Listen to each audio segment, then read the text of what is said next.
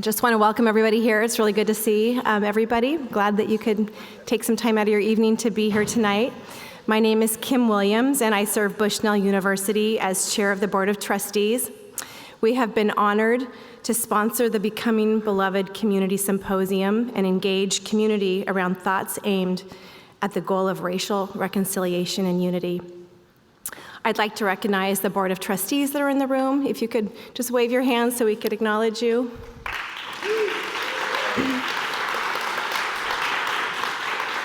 Thanks for being here tonight, and thank you for your service. I'd also like to recognize our forming committee for this symposium. If you could stand when I say your name, that would be great. Delisa Meshintabi, Juanita Metzler, Idong Ekwer, Patty Buss, Steve Buss, and perhaps especially Jennifer Box, who in addition to her near impossible task of keeping President Joe Womack in line, she has taken on the lion's share of organizing this symposium, and we're just so grateful for you, Jennifer. Thanks to all of you for your service. It is my pleasure to introduce to you Dr. Joseph Womack, the 10th president of the Bushnell University. He has faithfully served in this position for 13 years. He is here tonight with his lovely wife, Christy. Together, they have 4 sons, 2 that are married, 1 baby granddaughter, and are now less than 1 year away from having an empty nest. We think that's a good thing. The Board of Trustees, we're just really grateful for the experience of working with Dr. Womack. He leads this institution with faith, conviction, compassion, and courage. He also has a pretty wicked sense of humor that we appreciate. Earlier today, when Rasul was thanking President Womack for hosting this event, he mentioned that we have a president that was not just interested in creating a moment, but rather interested in sparking a movement. Like Rasul, we are thankful the university has a president that is taking steps to create unity within our community. Thank you. Dr. Womack would now like to share some thoughts about Bushnell's place in this endeavor and introduce our guests. Oh, all right. That's okay. Thank you. Thank you for coming this evening. We're going to do a little workshopping, which probably scares some of you, but don't be scared. It'll be cool. It'll be a fun experience. You know, we kind of came to this place because I think we all can agree that there's something fundamentally amiss, something elementally wrong with our society today, and it seems to us more acute today maybe than ever, and perhaps that's the result of our ready access to information and misinformation that technology has blessed us with over time. But it does sometimes appear that disunity and division and even hate are is good business in our world today. But in our more lucid or realistic moments, we realize that perhaps that's not necessarily true. That we realize that not long after humans entered the stage of world history, we allowed ourselves to be deceived as to our role in the story of life. So what may seem worse now today may be for us actually business as usual. Either way, however we feel about that, we're reminded at Bushnell University and within our community as people of the way that love and not hate is our occupation. And as we frame these things and ask you as a community to join us in trying to identify ways that we can chase after this crazy, lofty goal of creating beloved community within our midst, I thought I'd share a little bit of the journey of Bushnell University with this regard in a fairly quick way. Bushnell University was founded in 1895 by two men who balked at the notion that the educational experience on campus would be in any way closed on the basis of gender, ethnicity, or faith expression. Even the Articles of Incorporation at our very beginning read this way, that all departments shall be open alike to both sexes and to those of any religion or race.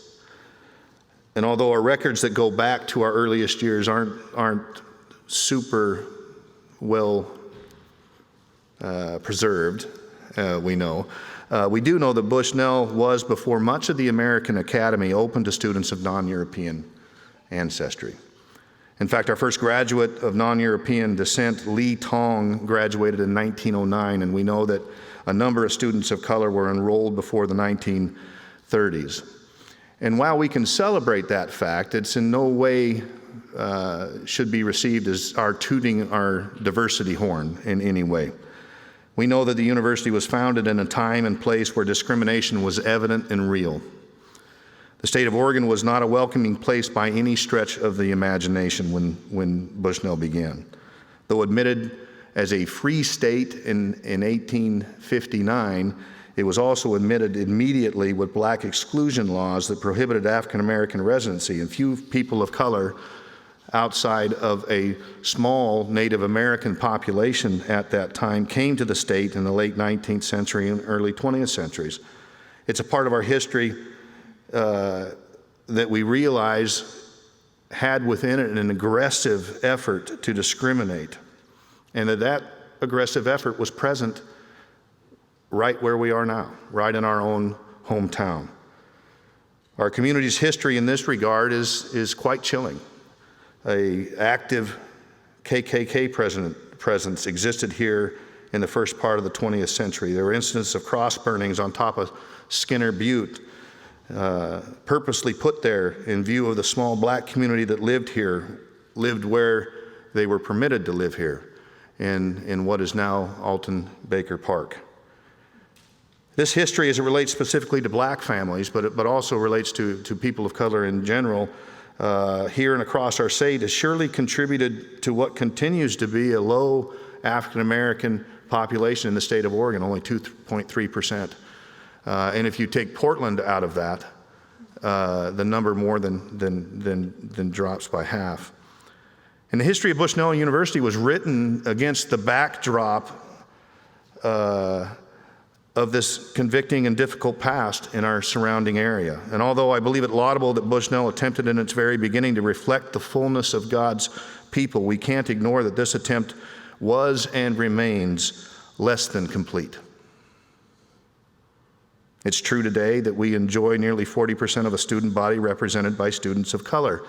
And it's true, and I hope our Bushnell people feel proud of this, that that's up from 19% just over 10 years ago. Even so, it remains vital to me and important to Bushnell that we continue to commit our best efforts to communicate our desire to be a community open to students from all ethnicities, and to be a campus where our students of color feel they are whole every bit as a member of the Bushnell family. Over the past couple of years, we've been reflecting on our institutional story, and in fact, we're writing our institutional saga that I'm promised is soon to be published. I've been being promised that for a few months now, but it's coming.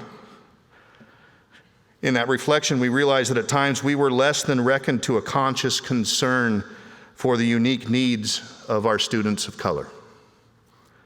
In that reflection, I can honestly say as an institution that we never meant to create an environment that was unwelcoming, but as my pastor, Claire Buehler, who is also one of our board members, commented recently on an unrelated topic, you didn't mean to, but you didn't not mean to either. Nonetheless, the 1950s, which marks in some ways the beginning of the civil rights movement in our country, Bushnell University welcomed its first African-American student, James Covington, who studied and lived on campus until 1953. In 1955, the university conferred an honorary doctorate upon Cleo Walker Blackburn, a Christian minister and civil rights leader from Indianapolis, Indiana, and our first African-American graduate, Walter York, from Hemet, California, completed his degree just 1 year later in 1956. And York went on to attend graduate seminary at Phillips Graduate Seminary in Oklahoma, and then later became a Navy chaplain, but died tragically early while serving his country in Okinawa, Japan in 1964.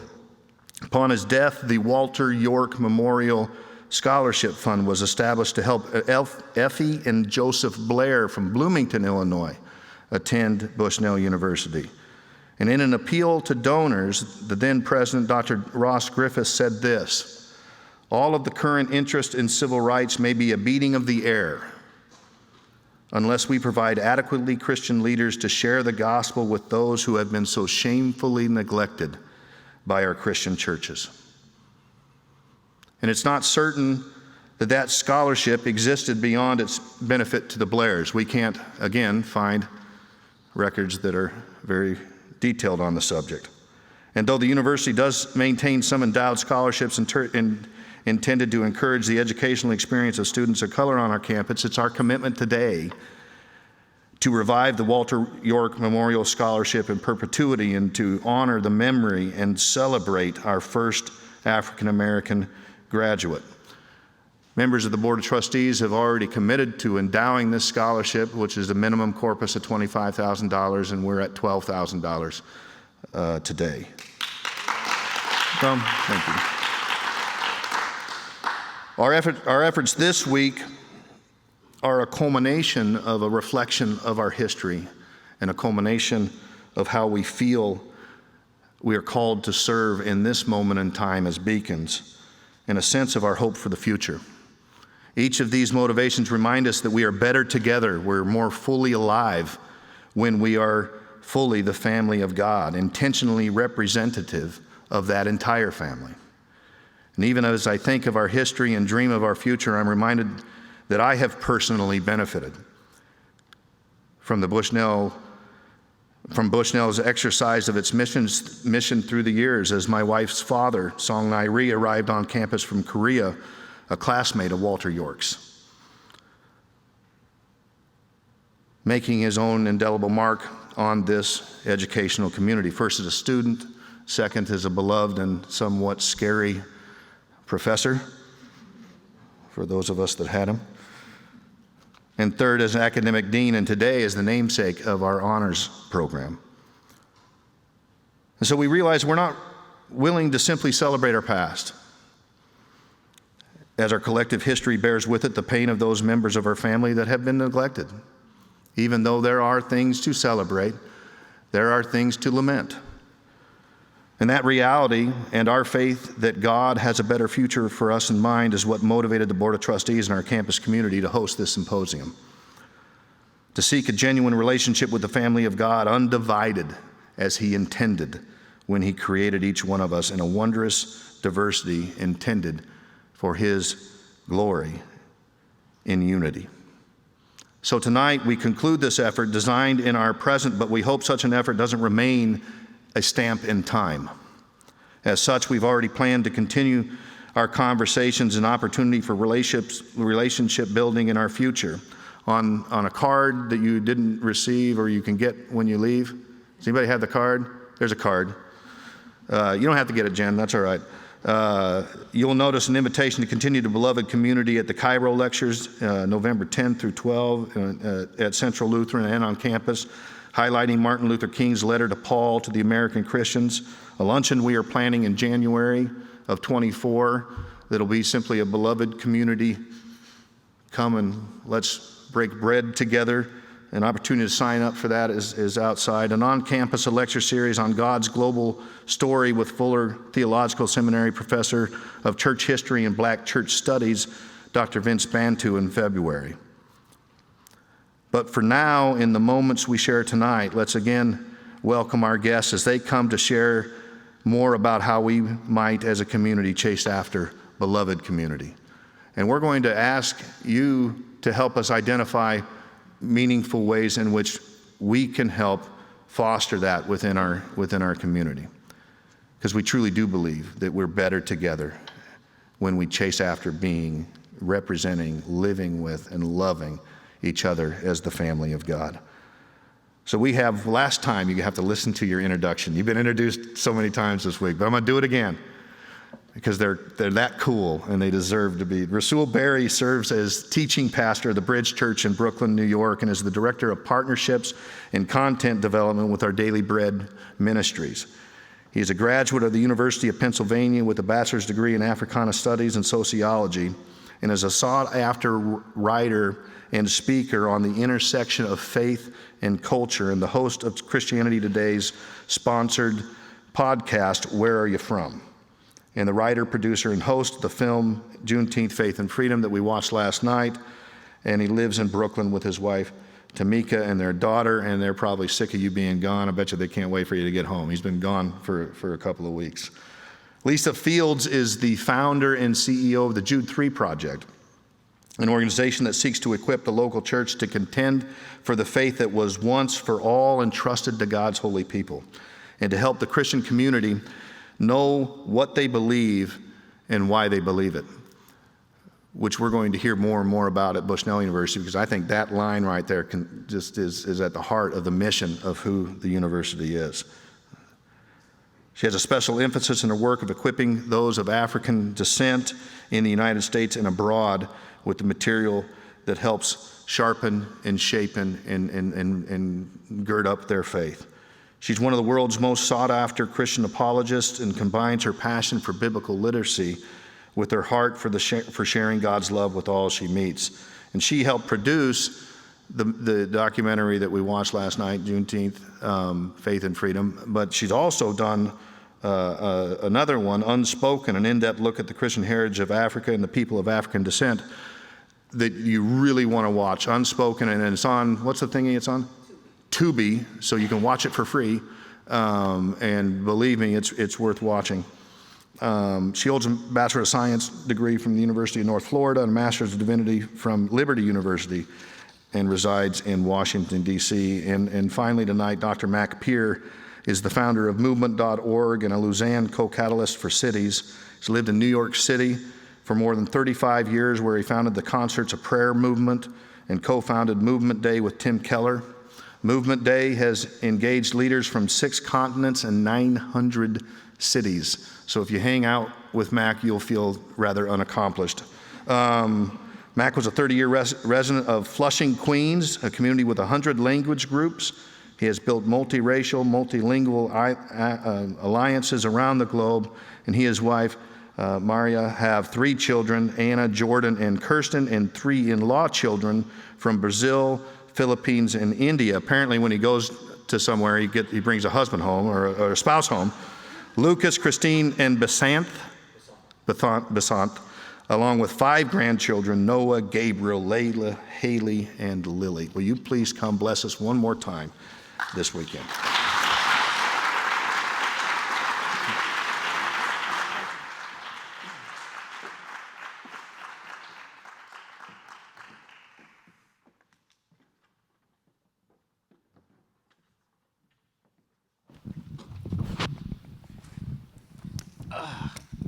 All right, we are coming down the final stretch here, and where we get to look to operationalize and try to activate some of the learnings that we've had so far. It's been an incredible couple days, and I think what I'd like to do is just to kind of give us an opportunity to kind of see who's in the room. So we can know better how to best move forward. So raise your hand if you were at the earlier meeting we had this afternoon. Okay, let's do it different. Raise your hand if you weren't at that meeting. Okay, so we got about a good amount of recap to do. So I'll make it quick because we really want to do the engagement part. You're going to be the driving a lot of the conversation and ideas so far. So we can just kind of quickly do a bit-by-bit summary. So how about you start with required in the 3-part outline that we talked about?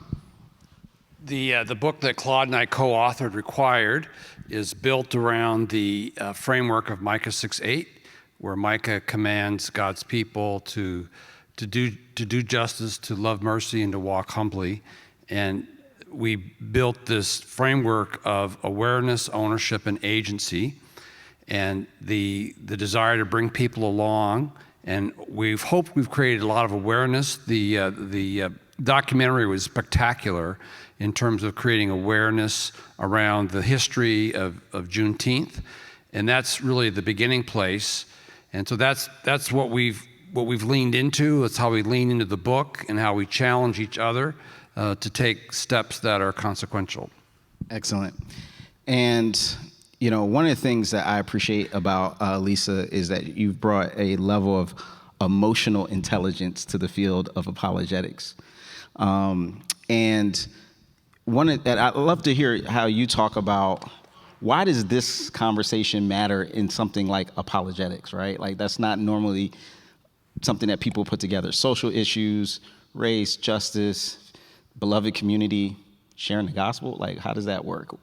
Yeah, great question. Ergen Canner, in his book, Encyclopedia of Popular Apologetics, says apologetics really is has two main facets, incarnational and informational.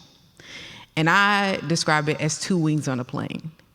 If you're on a plane and the pilot says, do you want to travel with the left wing or the right one? How many of y'all picking the left wing? Any left wingers in here? Nobody. Okay. We understand that if we don't have both wings, we're not going anywhere. In apologetics, you not only need information, but you need an embodiment of the message. And reconciliation is a part of the embodiment of the message of the gospel. If you aren't reconciled to your brother and sister, it creates this thing in people's minds that the gospel doesn't really work, right? And so it's not just enough to be able to argue for the reliability of the Bible or to prove that Jesus really got up on the third day. But do you live under the authority of his lordship? Do you reconcile when things are hard? And so if we're not demonstrating and embodying the message of the gospel, then the information we share will be undercut. So that's why it's important. There you go. Yeah, isn't that just, so good. So here's how we're thinking about that. For many of us in this room, we are driven and motivated by, a sense of the gospel of Jesus Christ and our faith imperative. But the reality is because of those two wings that Lisa talked about, we want to show up in a community, and you might be here as part of this community and believe in just wanting to put forward the idea of unity and breaking barriers, and you're not in that, coming from that motivation, and that's okay. We're glad that you're here because we see that we need each other in order to move this forward. And so regardless of where you are, we want to just mention and kind of name the reality that the Great Commission isn't just about trying to target a group of people as objectives of our own goals, but it's about loving and embodying this sense of love. And that's where even in the beloved community, it's like a be-loved community, a community that is well loved, and especially by those of us in the household of faith. So one last kind of layer that I'll give, especially for those who were not in the room in the afternoon, is we kind of did this mashup of the outline of awareness, ownership, and agency with an outline of the film, Juneteenth, because there was awareness that many of us discovered about the issues of Juneteenth, the story, the facts, that even corrected some flawed understanding like I had growing up, that Emancipation Proclamation was the thing that kind of magically made slavery disappear. And then there's the ownership of taking that message and figuring out what is it that I'm supposed to do with it, and then the agency that we see represented by Ms. Opal Lee of just wherever your sphere of influence is, however old you are, whatever energy you have to use that. So from that category, what we did was we came up with some ideas, some plans, some possibilities for what we as a Bushnell community or Eugene community could identify in order to move this becoming beloved community forward. And I summarized it on one pad. And I want to highlight these. And then we'll see what your job is tonight. Okay. You may not be able to read that. That's fine. But I'll just kind of go through each one. So in this becoming beloved community, we kind of identified 1, 2, 3, 4, 5, 6, 7, 8 kind of ideas that emerge. The first, learn local history. And that's both in Eugene and Bushnell. We heard a great example of that just now. Second is evaluate curricula and formation. Now, obviously, there's a particular emphasis of that within the Bushnell context and community, and by formation, we mean spiritual formation. But I think that there are applications if you're a pastor here, if you're an educator here, in whatever context, there is a certain curricula, that exists. And evaluating if that curricula meets the qualifications of allowing us to move forward in beloved community. How could it do that? Does it even address issues of history of injustice? Does it give space and language and help those who are under that curriculum learn and understand these concepts more? And then the formation piece has to deal with the fact that we're not just talking about head knowledge, but also attitudes, perspectives. We're talking about beliefs. And what are we doing? Practices. And are we informing those things? Okay, calendaring. This one's kind of pretty self-explanatory, but what are the elements that we need to actually put in the calendar to make sure that there are rhythms and spaces where we are including this vision for becoming beloved community as a regular rhythm and practice that we have? So what are we doing for opportunities like Black History Month, like Asian American Pacific Islander Heritage Month or Hispanic Heritage Month? Like, where are the opportunities we get to showcase this vision for beloved community? That's calendaring. Then we have immersive service experiences. We talked about the value of not just trying to pluck somebody out to educate us into our own environment, but us being willing to go into environments in which we might be the minority, environments in which they're foreign to us, both locally and, further out, wherever we must go in order to be there. What are some opportunities to do that? And the service component is the emphasis to say this is not just spiritual tourism, but an opportunity to really serve and not be served. Then we talked about community building, which has a both internal and external component to it. The internal are what are the community building practices that we need, for example, at Bushnell to do to strengthen the ties that bond amongst the diverse student population with faculty, with students, with all those who are there. And then also externally, what are the community building practices that need to happen between Bushnell and University of Oregon or the Eugene community at large, right? Like that's community building.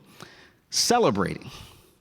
This is a kind of almost counterintuitive one to think about as an important thing, but it really is there. I mean, really, the Juneteenth film is a kind of, its significance is out of the fact that there's this holiday, and it's like, okay, the holiday is a moment in time to actually recognize and celebrate a story that was an important thing for a particular community, but not necessarily for mine. How can I learn about that? But also celebrating the wins that happen in the midst of the progress. We had talked about in one of the meetings this morning, having an 100-year plan, somebody said. I love that. An 100-year plan to think about the fact that this is a reminder. This is a long journey. This isn't just an initiative and a fad that you just jump into. But if you are thinking that long term, right, beyond even when we would be alive, we better have some moments to kind of celebrate and pause in between when we get some success. And then measuring impact. You know, how do we measure success? What are the feedback loops and rhythms that we need to build in order to see that we're not just doing things to stroke our own egos, but they're actually having the intended outcome that we desire? And then lastly, practicing lament. Similar to celebrating, there are stories that are very burdensome and that actually break us. And that there's something that as a missed opportunity in beloved community if we don't grieve with those who are grieving, if we don't mourn with those who are mourning. And so what are ways in which we can practice lament, both for things that have already happened, but also to have a plan for that which will happen? So that's what we have right now, these 8 things. So what we want to do is we want to turn into groups of 5 or 6 and talk about which of these in those groups resonates with you as a group member. Talk about those, and then after a few minutes of giving an opportunity to share, then we'll come back and vote. You only get 2 votes out of the 8 and pick which ones stand out as the most significant that you think is important to tackle. And then we'll process that and get on up out of here with an action plan in mind. So in light of the stakes, which are very high, because this 8 will be turned into 2 by the end of our time together, I want to open it up for some questions that in that brief summary that I gave of those 8 things, you might want to double click on something and make sure that you understood it before you get into your groups to talk about which one, you know, you might be resonating with you. So any questions about these 8 or anything else involving this part of the process? Because we are now moving from awareness to, help me out, what's the next part? Ownership and to agency. All right. So any questions about these 8, something that we might need to clarify, expound upon? Yes. Well, we got to hold on till you get the mic so that way everyone could hear you. Thank you. Regarding measuring impact, that always seems, I'm an associate pastor here at Faith Center. It always seems really hard to measure impact, getting numbers that actually reflect heart change. Mm-hmm. Could you speak to that? Like, do you have any examples of ways you have measured impact in other areas where you've done these types of talks? Yeah, Mac, I'll give you an opportunity to think about that if you, Sure. you guys. Yeah. Yeah. Yeah, so as we think about this, we can create some ways to, there's 2 ways to measure. One is a very specific kind of activity, but there's also a way to measure in terms of a shift of attitude. And that's a lot of what happens in this space. And we'll just have to come up with some language around that. Yep. So we can develop it that way. I don't know if you had something. I'm curious because Lisa is the savvy, tech savvy, social media savvy one in the mix. How do you measure, like when you post something, you know, a Why I Don't Go video, how do you measure success online even? Well, that's tricky because you can't really unless you put in a survey or something like that. Okay. What I would say is one way I think to assess, I'm thinking back to the corporate space when, you know, people would come into the bank and we would have to test to see if what we offered them was effective. And so quality control essentially is what we're looking for. I think I'll go back to church, then I'll bring it to quality control.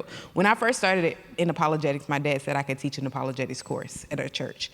Before I started the course, I said I want to survey the church. to see if they actually believe the statement of faith. People come to the church for a variety of reasons.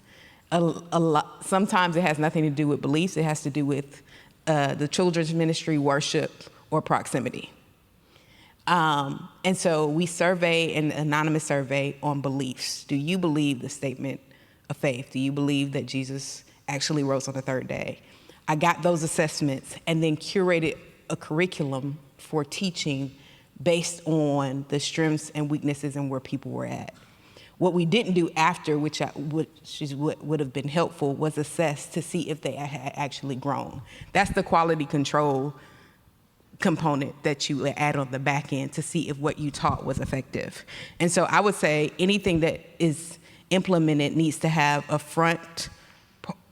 survey that go for those who are entering the program, and then one that's the exit interview to determine the growth of the program. Yep, and so there's a need for a feedback loop, and also even the design of that feedback loop needs to be really thought through at a time, and even leaning into people who do that type of thing for academically or for a living, to make sure that we're getting high quality information. And a great question. Any other questions about these 8 initiatives that we want to lean into? Oh, y'all ready to go. I see this. Y'all ready. This is great. Well, since we haven't already, and I feel like a little bit obligatory need to go into the text to just kind of get us going. I'll do this briefly so we can spend the time. But I was thinking about our time together, one of my favorite books in the Old Testament is the book of Nehemiah. Because in it, in chapter 1, we see these 3 steps unfold. Nehemiah is a cupbearer for the king. His people are in exile and are not in Jerusalem, in Persia. And as he's serving, he sees some guys from his hometown. And he asks them, how are things going? How are things, what's going on? An assessment. Well, they tell him that the walls are broken down, the people are in disarray, and the people are humiliated. And his response is to grieve, to lament, to weep over the state of things back home. And in that lament, he does talk about a kind of communal shame and guilt and confession, but he doesn't let that burden him down. He then looks to God to be part of the solution. But he takes ownership. And as a result of that ownership that he takes, when you look into chapter 2, then you see the agency emerge. He appears before the king, sad. The king asks, what's going on? This isn't like you. You're normally a pretty chipper person. And he explains, my town is destroyed. It's in disarray. King says, well, what do you need? It turns out Nehemiah had already prepared for that question and had a whole list ready, an assessment of what things to do. And he goes to the town and he doesn't tell anybody. He just kind of observes, assesses what needs to be done, and then finally invites people to say, hey, I see what's going on here. The walls are destroyed. Come, let us rebuild the walls. And the people said, let's rebuild together. This is our Nehemiah moment as we look around and kind of assess what's going on in our city that is in disarray and has things that are not all the way there. Walls have been broken that need to be built. And we're now assessing as we look at the different parts of the wall to figure out where do we need to build together. So that's the context for tonight. That's what we want you to do. So without further ado, you can just, now, and I think this is significant, the actual physical act of restructuring our environment is actually very significant for the type of restructuring that is going to have to happen in our spheres of influence. So as we turn things around to make it work for us, do it with gusto, knowing that we have to figure it out. Who's going to be my 5? Is it going to be 5, 6? How do I figure it out? Yeah, work it out. And so the conversation is going to be, which of these are standing out to you? Have a conversation about that. Process. let's see, how much time do we get for that? 15 minutes. 15 minutes. 15 minutes. It is 6:52 by my clock right now. So 15 minutes you have. So budget your time accordingly. There's a reason why we gave you that, right? So that leaves about a couple minutes each. Don't talk, and then we'll circle back and then hear some of those things. All right, let's circle up. 5 to 6 folks. All right. Yes, thank you. So, as we gather back, this is the exciting part where we get to hear some reports of what was discussed. I was ear hustling and hearing some very robust and interesting ideas. I heard of mergers happening between different concepts to maximize. I see how y'all roll. Like, okay, well, if we just do it this way, we combine these things. So, different ideas. So, this is the deal. Because of the various groups that we have, and please don't completely, make sure to remember who your group, we need a spokesperson from each group to kind of give a report of what was discussed. And I guess the two, if your group had top 2, we want to hear that. And you have 2 minutes, 120 seconds. And because of the nature of the size of this, I will come up with some creative, I'll just do the timer. That's the nice, objective, democratic way of saying your time is up. So who wants to go second? Let's see, we'll just do this in an organized way. Let's see, clockwise. And I'll start over here. All right, so can we have a mic over here? Great. So as soon as the mic is received, the timer starts. Perfect. Our group talked a lot about actually the first 2 on the list, starting with learning local history, knowing Eugene, and evaluating the curriculum and formation that happens here. I think both on a church and university level, we talked a lot about the importance of knowing the impact of formation and knowing the things that are forming the community that we live as a part of. And a lot of the things that we talked about further down the list felt like natural extensions of a foundation that starts with those 2. So I think for lament to happen, for celebration to happen, for things to get on the calendar, we actually have to know the true things that we're living within and the experiences that are happening in our community. So I think we really kind of settled in onto those 2 things. Oh, nice. It sounded like there was a lot of consensus. All right, so we don't have to go circle back and do an individual count. All right, so for that too. So we got 1 for the top 2. Okay, this group, we're just gonna go clockwise.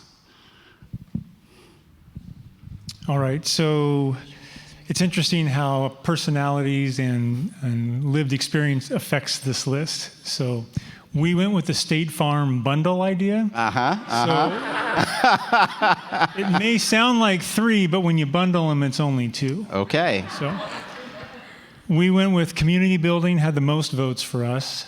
And then the second one was, the partial second one was learning history, but so we'll do a half. 2A was learning history and 2B was measuring impact, only because we really want to be able to see some change. And if you don't measure it, you don't know. But you have to start somewhere. So Okay, I got it. Now, how did you rig measuring impact with local history? How does that? Because you said those are the 2 you bundled.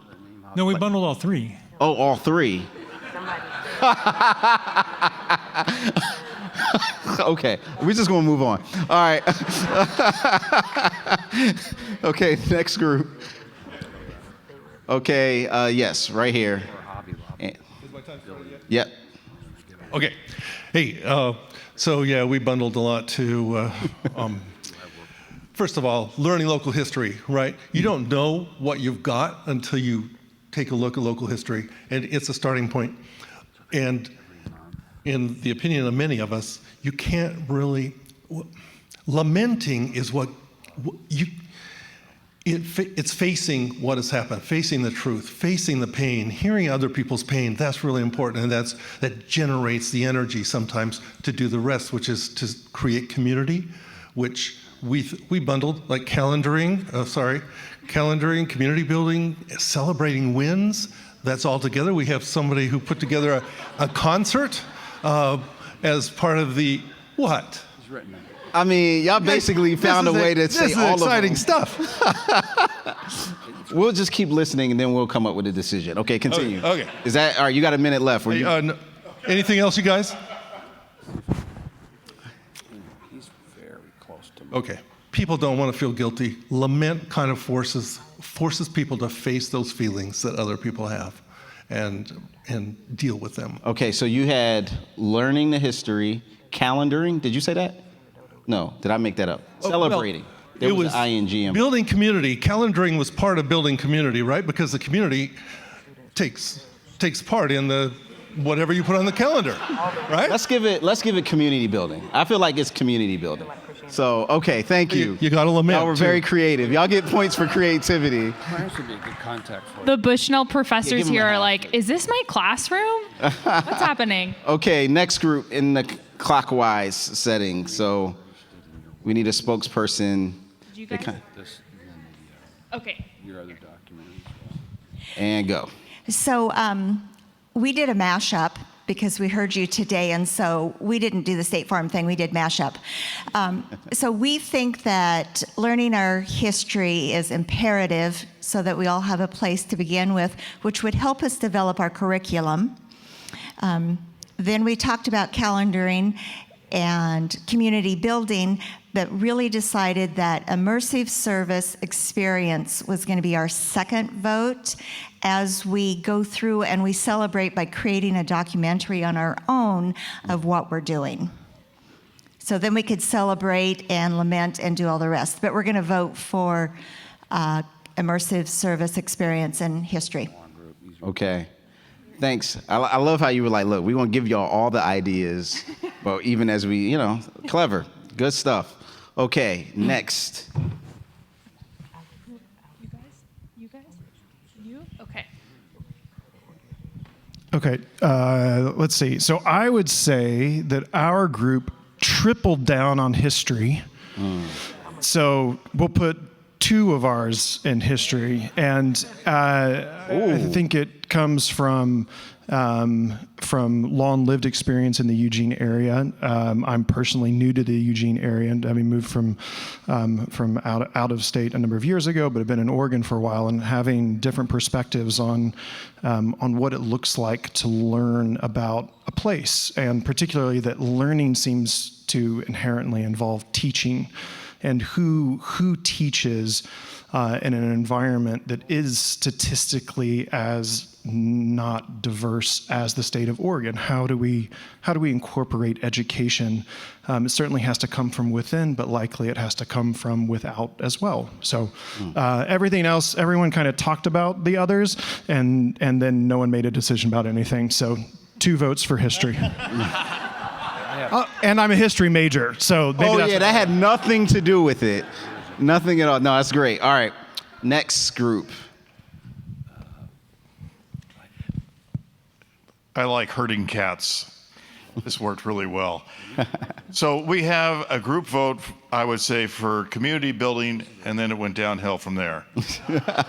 Okay, you just put the one for that. So we would have a couple of votes for that were for measuring impact, one for local history and one for lament, and then one abstaining.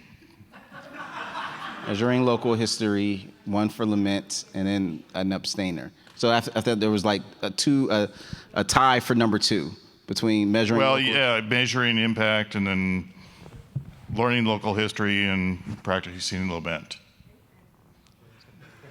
I'm sorry, Okay. So you said you like herding cats, so just herd yourself right now. Just pick one. We had 2 votes for measuring impact. So. There we go. Problem solved. Okay. We had the privilege of Dr. Rhee and his beautiful wife in our group, and Song and Sue were able to share with us that the most impactful thing in their lives coming to the living in Eugene was being personally impacted by the individuals that they interacted with who were different from them. And that radical loving of the different other, the most different other, was what changed their minds and their experiences. And so we fall back on, I would say, immersive experience. We held back a little bit on service because we don't want to give the impression that we are white saviors of the diverse world, but that being in an immersive, intentional, personal interaction with others, the most different from us, is the best solution.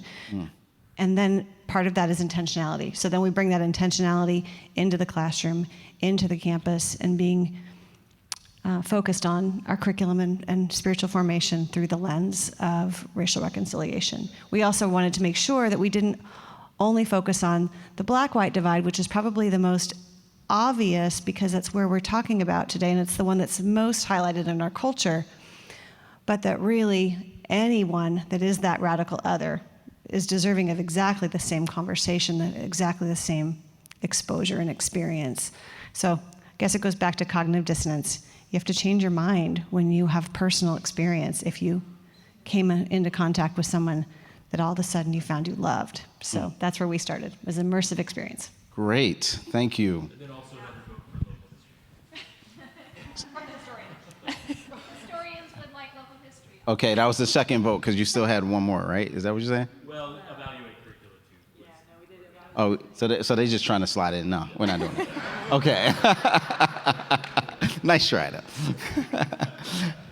though. We chose overwhelmingly to highlight lament in our discussion. We were talking about the comment yesterday in one of the sessions about shared experience and how that unites us, and that tragedy, when we come together over tragedy, we have the opportunity to connect in a shared feeling. And when we feel that together, that is a community builder, and that is an avenue through which we can know the people around us through just experiencing the same thing. So we have a heavy vote for lament. And then we tied between curricula and formation and community building, and decided to put our vote with curricula because in order to build our community well, we have to be accurately informed and well-formed. And when we're learning things that aren't whole truths, it's hard to bring Christ accurately into our communities and build them in healthy ways. Did you say we have to be accurately informed and well-formed? That's so good. I like that. Somebody needs to use that somewhere. I see. Yeah. Informed and well-formed. That's good. Yes. Okay. You go ahead. All right. Our group just chose two. We talked about a few of them, but we just decided on practicing lament and the immersive service experience. With lament, we kind of had the same thought as the last group with the shared experience, and we talked about the vulnerability that there is when people share lament with one another, and how that in itself can really bond people together through that shared experience of those like deep emotions. And so that's kind of why we wanted to highlight that. And then immersive service experience, we wanted to highlight this one because it's a part of being a Christian is going out into new communities and learning about who they are and sharing Jesus with them, but also not only to serve them, but also to be served, and what we can learn from what we're learning in those different communities and seeing the beauty, like the beautiful things that they're doing that we can learn from. And being served and serving others helps us understand and have sympathy with one another. And so we wanted to highlight those two things. Yeah, I love that you brought out the being served. At first I was like, wait a minute, what do you mean? Like you come in here like, serve me. But I think what you're drawing out is the idea that there isn't just a deficit where I'm coming to supply, someone mentioned, like the white savior complex, but it's an engagement and a realization that there's something here that I can be blessed by and be informed by and well-formed by. And so that's a really sharp insight. Okay, well, y'all obeyed some of the rules when it came to the time, but so just as we look, we saw, let's see what we got here. We got kind of like 4.5 at learn local history. 3 under curricular information.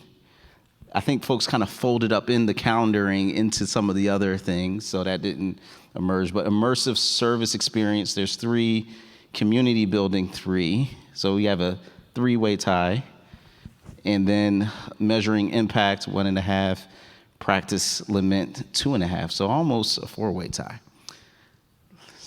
So that, just immediate observations, it seems like there's a lot of things that we feel like are important to start.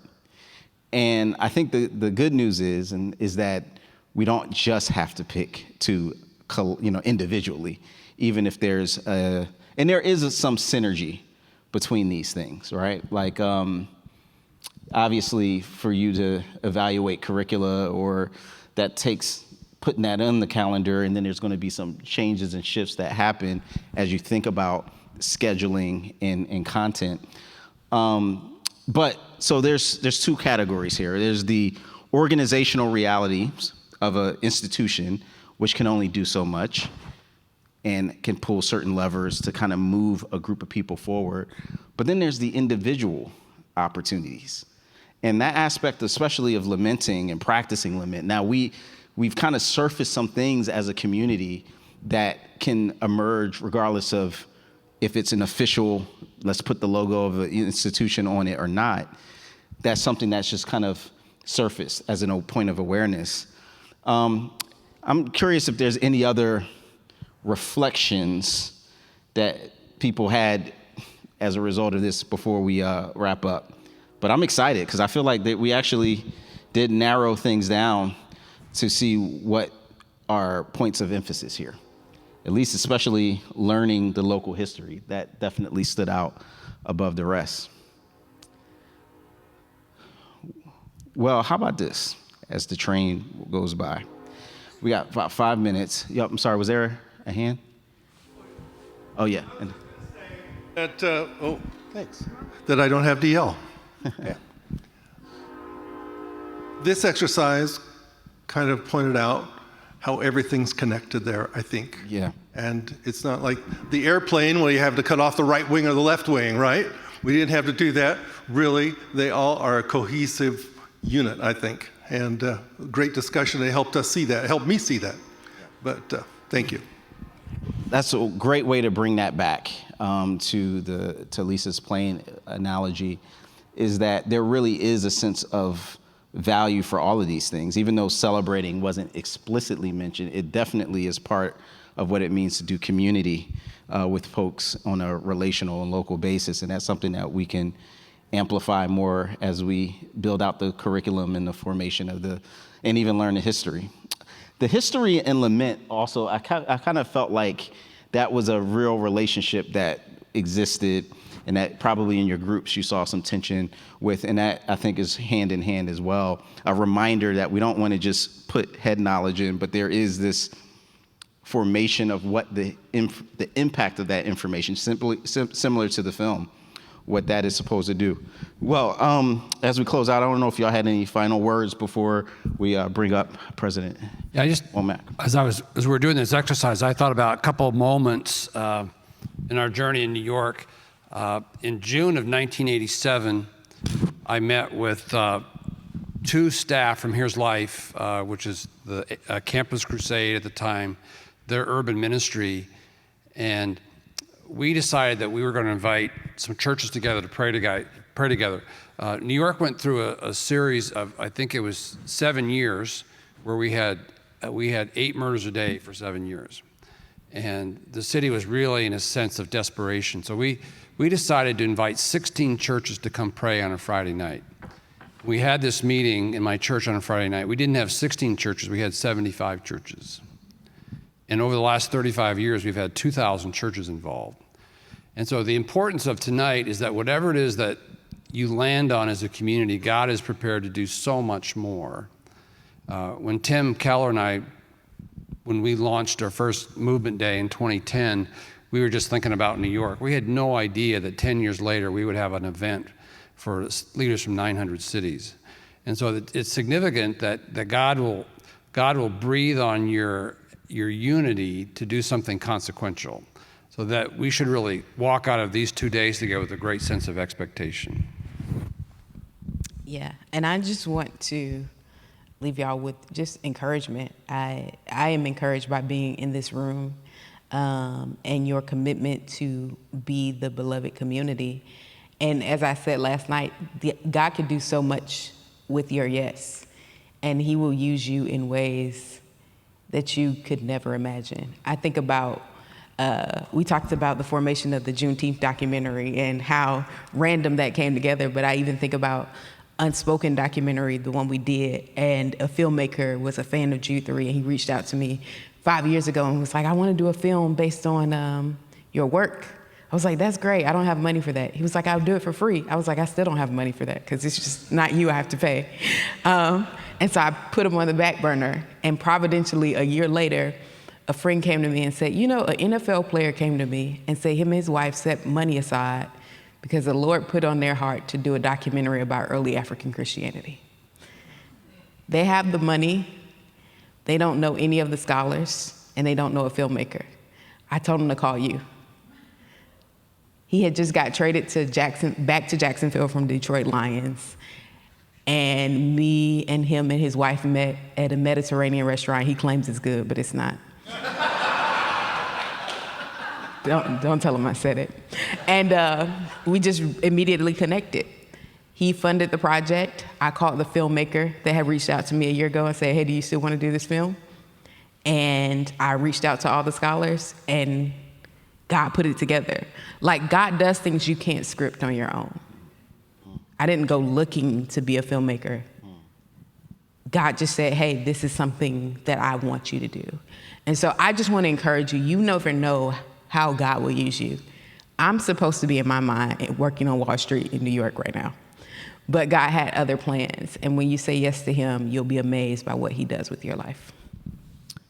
Amen. And one last thought I have, again, about the synergy of these ideas is when we talk about how emphasizing learning local history can inform curriculum and even spiritual formation. There are trips that people take, civil rights trips, that kind of these pilgrimages that, reflect as part of people's curriculum and definitely spiritual formation.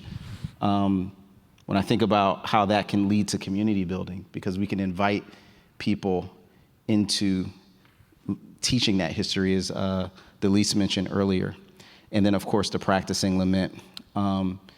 I'm just struck by, in Nehemiah 2, after he tells them, you see the trouble we're in, how Jerusalem lies in ruins with its gates burned. Come, let us build the wall of Jerusalem, that we may no longer suffer derision.